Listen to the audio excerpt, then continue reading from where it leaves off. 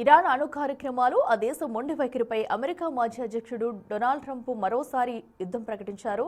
Iran ఆర్థికంగా దెబ్బతీయడమే లక్ష్యంగా వ్యూహాత్మక ప్రాముఖ్యత కలిగిన హర్ముజ్ జలసంధిని వెంటనే దిగ్బంధం చేయాలని యుఎస్ నావికా దళానికి సంచలన ఆదేశాలు జారీ చేశారు.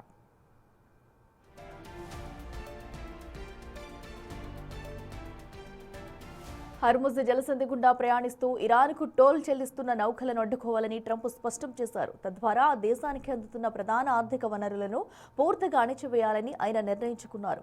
పాకిస్తాన్ వేదికగా జరిగిన చర్చలు విఫలం కావడానికి ఇరాన్ అనుసరించిన ద్వంద్వ నీతే కారణమని ఆయన మండిపడ్డారు.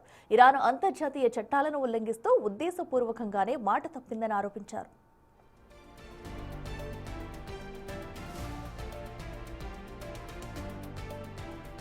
ఇరాన్ ఎట్టి పరిస్థితుల్లోనూ అణ్వాయుధాన్ని సాధించలేదని ట్రంప్ ఈ సందర్భంగా గట్టి హెచ్చరిక జారీ చేశారు. ప్రమాదకరమైన వ్యక్తుల చేతుల్లో అణుశక్తి ఉండటాన్ని తాము ఏమాత్రం అంగీకరించబోమన్నారు.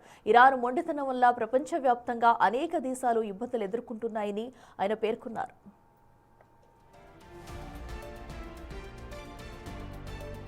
ఇదే సందర్భంగా దక్షిణాసియా రాజకీయాలపై ట్రంప్ ఆసక్తికర వ్యాఖ్యలు చేశారు. గతంలో భారత్, పాకిస్తాన్ మధ్య జరగాల్సిన భయంకరమైన యుద్ధాన్ని తాను నివారించానని, తద్వారా సుమారు 5 కోట్ల మంది ప్రాణాలు కాపాడాలని గుర్తు చేశారు. ఇందుకోసం పాక్ ప్రధాని షెహబాజ్ షరీఫ్, ఆర్మీ చీఫ్ తనకు కృతజ్ఞతలు తెలిపారని వెల్లడించారు. మొత్తానికి ట్రంప్ హెచ్చరికలతో గల్ఫ్ ప్రాంతంలో యుద్ధ మేఘాలు మళ్లీ కమ్ముకున్నాయి.